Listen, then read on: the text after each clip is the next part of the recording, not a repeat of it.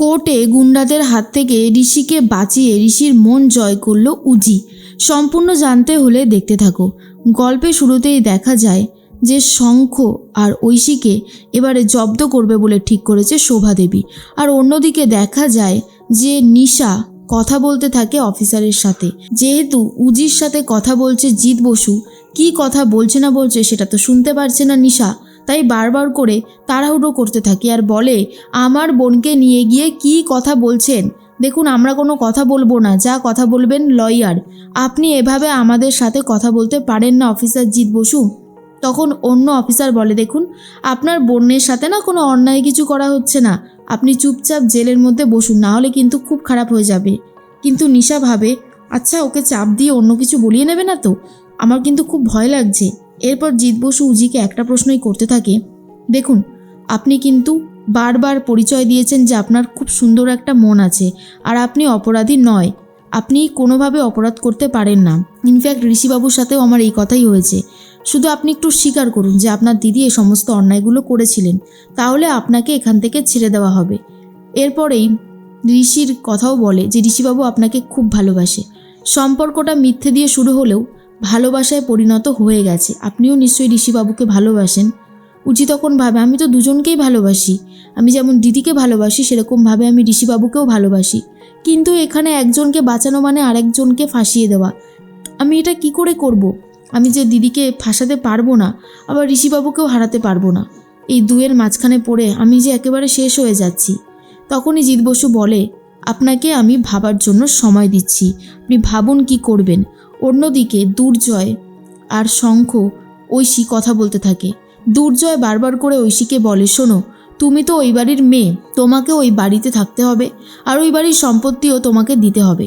তুমি এইবার সবাইকে এই কথাটাই বলবে ঐশী যে তুমি সম্পত্তির অধিকার চাও, দেখবে তাহলেই তোমাকে ব্যবসার মধ্যে ঢুকিয়ে দেবে। আমার কথা মতন কাজ করো, দেখবে সব হয়ে গেছে। ঐশী তখন বলে, প্লিজ মেসোমশাই, দয়া করে তুমি চুপ করো, অনেক অন্যায় করেছো, তুমি যা করে দিয়েছো, তারপরে আমার আর আমার বরের সম্মান ওই বাড়িতে আর একটুও নেই। বিশেষ করে শঙ্কর সম্মানটা তো পুরোই নষ্ট হয়ে গেছে। এইভাবে 2 নম্বরই করে টাকা রোজগার করাটা একদমই ঠিক হয়নি, আর সেটা এবার অন্তত তোমরা বোঝো। যেহেতু আমিও তোমাদের সাথে ছিলাম, তাই বাড়ির লোক এখন আমাকেও আর সহ্য করতে পারে না। বিষয়টা কত খারাপ হয়ে গেছে একবার ভাবো, যে আমার পরিবারে এখন আর আমার সেই সম্মানটুকু নেই। তখনই দুর্জয় বলে, আরে বাবা, একটা জিনিস ঘটে গেছে, সেটা নিয়ে পড়ে থাকলে হবে? তোমাদেরকে তো সামনের দিকে এগোতে হবে নাকি? এদিকে ভানু চলে এসেছে ছদ্মবেশ নিয়ে নিশার সাথে দেখা করতে। তখনই কনস্টেবল বলে, কে আপনি? এভাবে তো হুট করে দেখা করতে দেওয়া যাবে না। তখনই নিশা বলে, আরে তুমি এসেছো, খুব ভালো হয়েছে। আর নিশাকে ভাইজি বলে সম্মান দিতে থাকে ভানু। এরপর নিশা বলে, তুই এসেছিস কেন এখানে? ভানু তখন বলে, শোন, আমাদের অনলাইন স্ক্যামিংটা এখন বন্ধ রাখতে হবে। এই যে অফিসার জিৎ বসু অলরেডি তোকে সন্দেহ করছে মহারানী হিসেবে, এখন কদিন বন্ধ রাখতেই হবে রে নিশা। নিশা তখন বলে, না, কোনোভাবেই বন্ধ রাখা যাবে না, তাহলে কিন্তু আমাদের ফিনান্সিয়াল যে সাপোর্টটা সেটা বন্ধ হয়ে যাবে। এর মাঝখানে এই কনস্টেবল চলে আসে, তাই ভানু আবার নাটক শুরু করে দেয়। তখনই নিশা বলে, শোন না, ওই ঘরে অফিসার জিৎ বসু উজিকে নিয়ে গেছে, কি কথা বলছে একটু শোনার চেষ্টা করতো। এর মাঝখানেই চলে গেছে ঐশী বাড়িতে, আর সেখানে গিয়ে সবাইকে ডেকেছেন আর বলে, আমার এই সম্পত্তির ভাগ চাই। আমাকে যখন এই বিজনেসে ইনভলভ করা হচ্ছে না, তখন আমাকে আমার সম্পত্তিটা বুঝিয়ে দেওয়া হোক। তখনই শোভাদেবী বলে, সম্পত্তি বুঝতে এসেছো তুমি? তুমি আমার বড় সন্তান, সব থেকে আদরের, আর তুমি কিনা এসেছো এই সমস্ত কথা বলতে? ভাবতেই পারিনি কখনো এই অবস্থায় তুমি আমাদেরকে নিয়ে আসবে। তুমি কাকে বিয়ে করে নিয়ে এসেছিলে? একজন অনাথকে, শঙ্খকে। তাকে আমরা ছেলে হিসেবে সম্মান দিয়েছিলাম, এই বাড়িতে থাকতেও বলেছিলাম, কিন্তু অনেক তো হলো শঙ্খ, এইবার তুমি এখান থেকে বিদেয় হও। অনেক দিন শ্বশুরবাড়ির ভাত খেয়েছো, শ্বশুরবাড়ির ভাত আর তোমাকে দেওয়া হবে না, তোমাকে এবার এখান থেকে বেরোতে হবে।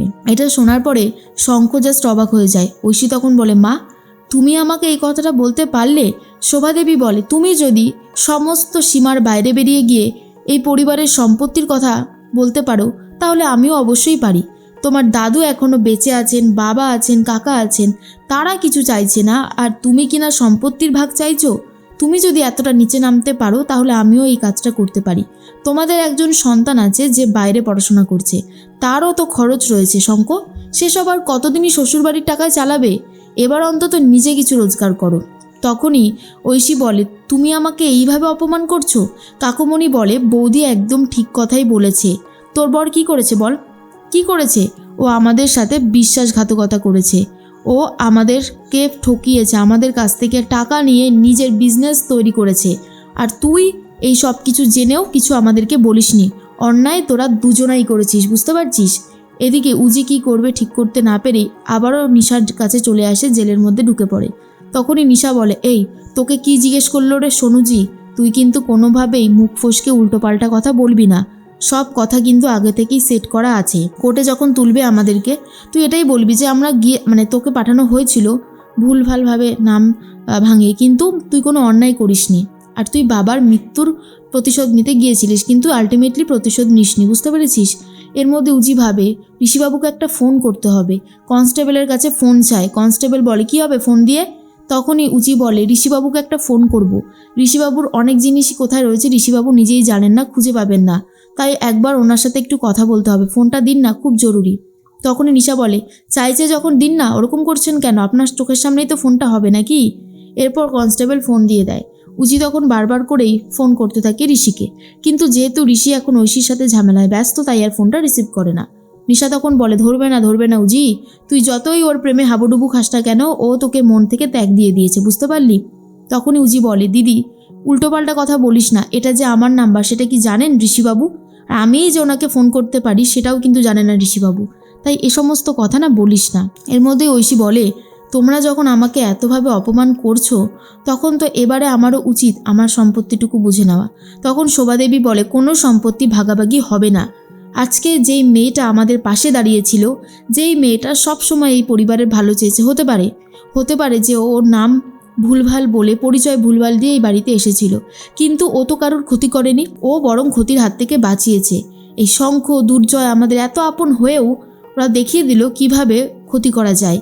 তারা কিনা আজকের দিনে জেল থেকে বেরিয়ে বাড়ির মধ্যে ঘুরে বেড়াচ্ছে। যেই মেয়েটা এই পরিবারের ভালো করলো, এই পরিবারের শত্রুদেরকে চিনিয়ে দিল, সে এখন রয়েছে জেলের মধ্যে। আর ওই মেয়েটাকে বাইরে বের করে নিয়ে আসার কথা কেউ একবার উচ্চারণও করছে না। কি করছি আমরা এখানে? না সম্পত্তি ভাগাভাগি করার জন্য উঠে পড়ে লেগেছি।